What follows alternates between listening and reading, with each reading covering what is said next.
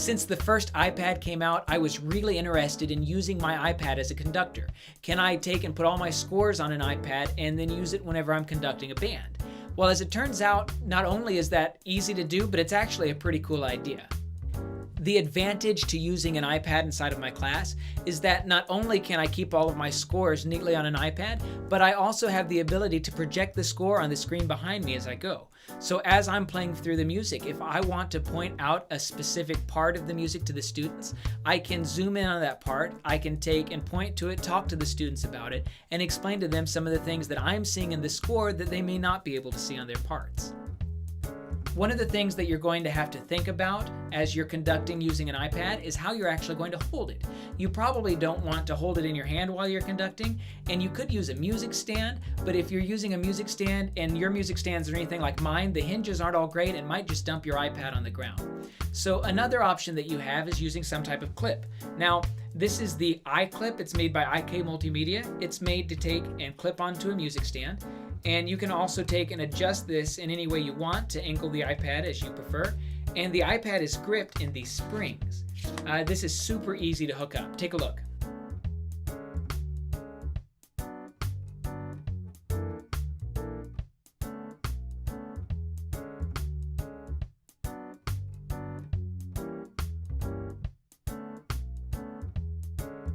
So the other really nice thing about using a clip like this is that it shows the iPad while you're conducting. And that seems like a little thing, but the kids definitely notice whenever I'm using a piece of technology. And when I'm hiding it behind a music stand, it's not quite as cool.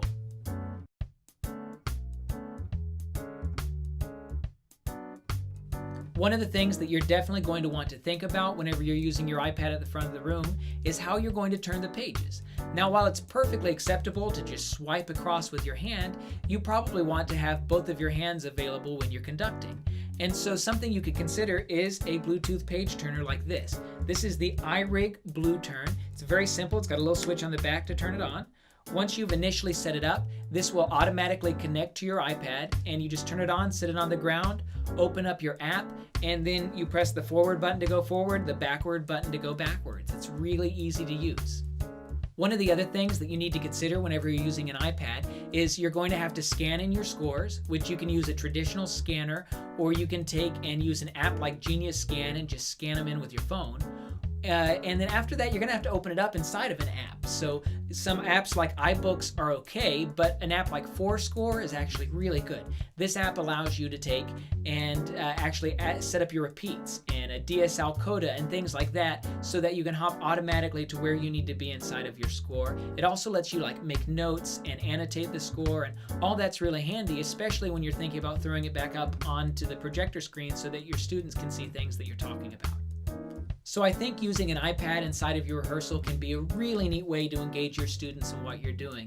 It's not a fix-all, it's not going to fix all the problems you have as a conductor, but I think it's a really neat technique to experiment about. And if you need any of the things that I talked about in this video, just look right over at the description and I've got links to everything that I spoke about today. Anyway, good luck and happy band directing.